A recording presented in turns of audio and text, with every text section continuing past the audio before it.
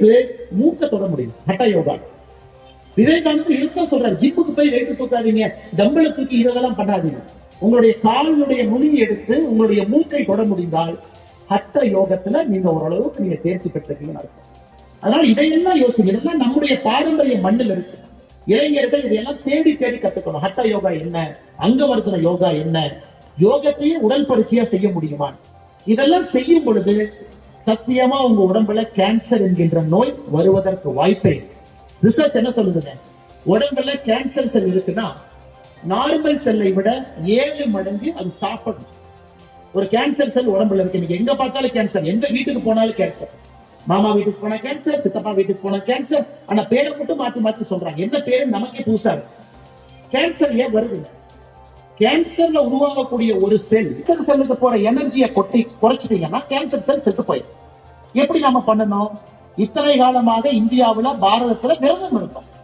24 மணி நேரம் விரதம் இருந்தீங்கன்னா கேன்சர் செல்லுக்கு போற எனர்ஜியை கட் பண்ணீங்கன்னா செல் செத்து போயிடும். சஷ்டி விரதம் 7 நாள் இருந்தீங்கன்னா உடம்புல 1-2 கேன்சர் செல் இருந்தா எல்லா உடம்புலயுமே கேன்சர் செல் இருக்குதுங்க ஐயா. இங்க இருக்கிறவங்க யாரு உடம்புலயுமே கேன்சர் செல் இல்லைன்னு அர்த்தம் இல்லை. அந்த கேன்சர் செல் பெருகும் பொழுதுதான் அது கேன்சரா மாறும். சின்ன சின்ன கேன்சர் செல் அங்கங்க அது ஒளிஞ்சிருக்கும், நமக்கு தெரியாது. அது பரவும் பொழுதுதான் நம்ம சொல்றோம் ஸ்டேஜ் 1, ஸ்டேஜ் 2, ஸ்டேஜ் 3, ஸ்டேஜ் 4.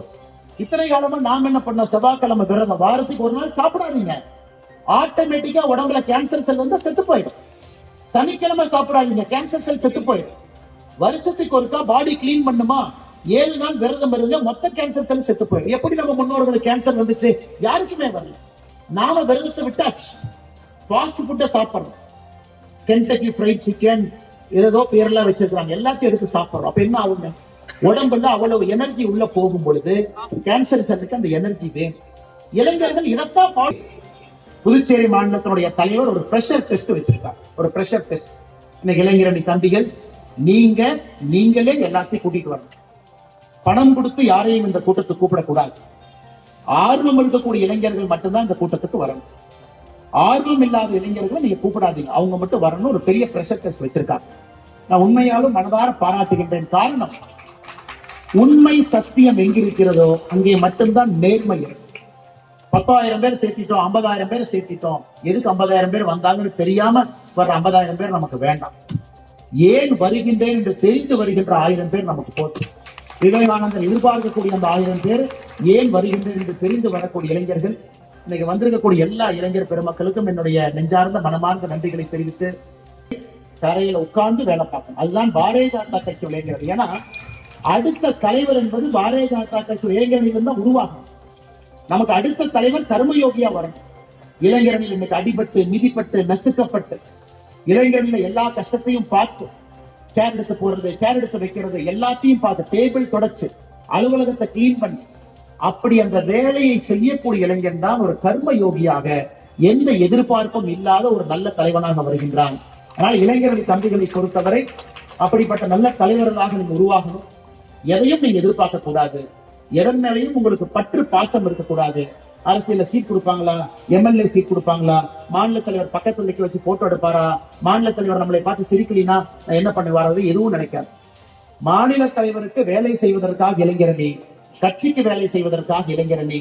தரையில் அமர்ந்தாலும் அதே சந்தோஷம், மேடையில நமச்சிவாய் என்ன பக்கத்துல சேர் கொடுத்தாலும் அதே சந்தோஷம், ஓரத்துல நிக்க வச்சாலும் அதே சந்தோஷம், கேட்டுக்கு வெளியே டிராபிக்கை ரெகுலேட் பண்ணினால் அதே சந்தோஷம், வெளியே போய் கொடிய கட்டுங்க அதே சந்தோஷம், நிகழ்ச்சிக்கு வர வேண்டாம் மாவட்டத்திலிருந்து பின்னாடி வேலை செய்யுங்கனாலும் அதே சந்தோஷத்தோடு இளைஞரணி இருந்தால், பாரதிய ஜனதா கட்சி புதுச்சேரிக்கு நமக்கு இளைஞர்கள் வேண்டும் என்று சொல்வதை விட கர்மயோகியாக இருக்கக்கூடிய இளைஞர்கள் நமக்கு வேண்டும். காரணம், இந்த கட்சி இன்னும் அடுத்தடுத்த காலம் பெருசா வளரும். அண்ணா சொன்னாங்க, மிக சிறந்த ஆட்சி நாம் கொடுத்துக்கிட்டு இருக்கோம். மறுபடியும் 5 ஆண்டு பத்தாதுங்க. ஜனநாயகத்தை பொறுத்தவரை 5 ஆண்டு என்பது எப்பவும் பத்தாது, மறுபடியும் 5 ஆண்டு, 25 ஆண்டுகள் 30 ஆண்டுகள் மத்திய பிரதேசல, குஜராத்ல பாரதிய ஜனதா கட்சியுடைய ஆட்சி இருக்கு. இன்னமும் நாம டே 1 மாதிரி வேலை பார்க்கணும். 25 ஆண்டுகள் ஆட்சியில் இருந்தாலும் கூட 25 வருஷம் இருந்துட்டோன்னு நம்ம சொல்ல, இன்னும் முதல் நாள் ஆட்சியில் இருந்தால் எப்படி இருப்போமோ அதே வைராகியத்தோடு வேலை பார்க்கின்றோம். அதனால் புதுச்சேரியினுடைய மாற்றம் என்பது இன்னும் பல ஆண்டுகள் இங்கே பாரதிய ஜனதா கட்சி தேசிய ஜனநாயக கூட்டணி ஆட்சியில் இருக்கணும். அதற்கு இளைஞர் இங்கிருந்து தலைவர்கள் இங்க ஃபீல் பண்ணிக்கிட்டே இருக்கணும். இளைஞர் அணியிலிருந்து மாவட்ட தலைவர், இளைஞர் அணியிலிருந்து மாநில தலைவர், இளைஞரணியிலிருந்து தேசிய தலைவர், அப்படித்தான் வரணும். இன்னைக்கு நம்முடைய தேசிய தலைவர், தேசிய செயல் தலைவர் நிதின் நாபின் அவர்கள் பீகார் மாநிலத்தோட இளைஞரணி தலைவர், அகில இந்திய இளைஞரணி பொதுச் செயலாளர், அகில இந்திய இளைஞரணி பொறுப்பாளர், 26 வயசுல பீகார்ல பட்னா வெஸ்டனுடைய எம்எல்ஏ, 2006ல, 2010ல 2வது முறை எம்எல்ஏ, 2015ல 3வது முறை எம்எல்ஏ, 2020ல 4வது முறை எம்எல்ஏ, 2025ல 5வது முறை எம்எல்ஏ. இன்னைக்கு அவருக்கு வயசு வெறும் 46. அப்ப பாரதிய ஜனதா கட்சி இளைஞரணியிலிருந்து ஒருத்தரை கண்டுபிடிச்சு அவரை குரூம் பண்ணி எம்எல்ஏ ஆக்கி அவருக்கு பொறுப்புகள் கொடுத்து 3 முறை நிதிஷ்குமார் அவர்கள் ஆட்சியில அமைச்சரவையிலிருந்து தேசிய செயல் தலைவர் பொறுப்பு வரும் வரை அதற்கு முன்னாடி நாள் வரைக்கும் பீகார்ல அமைச்சர் அன்னைக்கு பொறுப்பை துறக்கிறாரு. ஏன்னா இளைஞரணியை பொறுத்தவரை அந்த லீடர்ஷிப்பை மேல தூக்கி கொண்டு வரணும். அதனால புதுச்சேரியுடைய இளைஞரணியுடைய அன்பு தம்பிகள் மிக சிறப்பாக இந்த நிகழ்ச்சியை நடத்தி கொண்டிருக்கின்றீர்கள். அதற்காக என்னுடைய மனமார்ந்த வாழ்த்துக்களையும் தெரிவித்து இன்னும் உயர, இன்னும் மேல, இன்னும் வலிமையாக, இன்னும் பலமாக உங்களுடைய செயல்பாடுகள் இருக்கட்டும். எல்லா வல்ல இறைவன் சுவாமி விவேகானந்தருடைய அருள் உங்களுக்கு முழுமையாக கிடைக்கட்டும் என்று சொல்லி இந்த நிகழ்வுக்கு வந்திருக்கக்கூடிய எல்லா அன்பு சொந்தங்கள்